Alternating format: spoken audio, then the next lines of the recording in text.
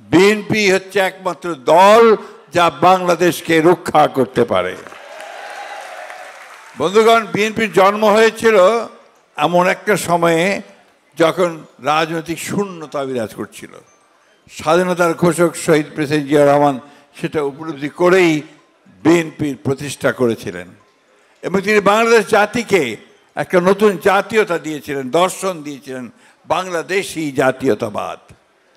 তিনি বাংলাদেশের মানুষকে একটা নতুন পথ দেখিয়েছিলেন।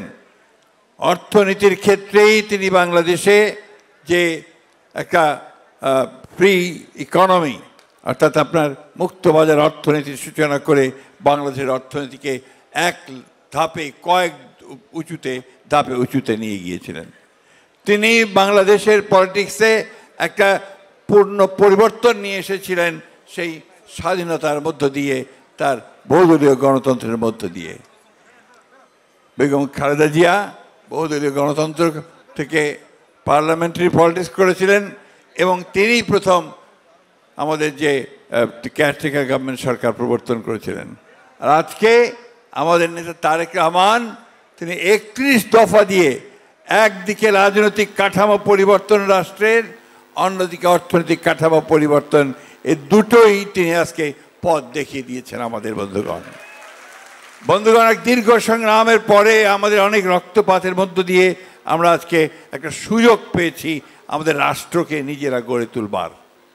সেইখানেই আজকে আমাদেরকে কাজটা করতে হবে। আমাদেরকে আজকে বিভিন্নভাবে একটা মহল ভিন্ন খাতে পরিচালনা করবার চেষ্টা করছে।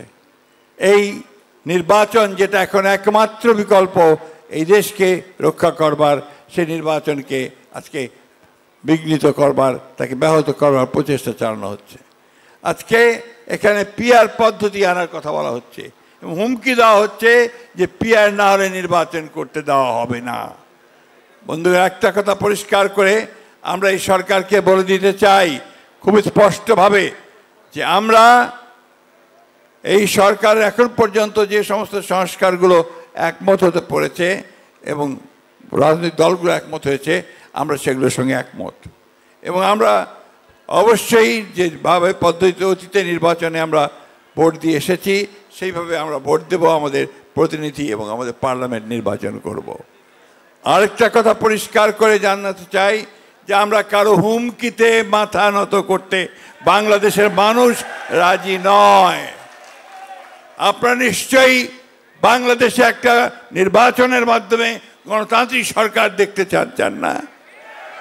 তাহলে আজকে আমাদেরকে ঐক্যবদ্ধ হয়ে সেই গণতান্ত্রিক সরকার প্রতিষ্ঠা করবার জন্য আমাদের নেতা জনাব তারেক রহমানের নির্দেশে হাত ধরে আমরা সবাই ঐক্যবদ্ধ হয়ে আমরা সেই লক্ষ্যে এগিয়ে যাব।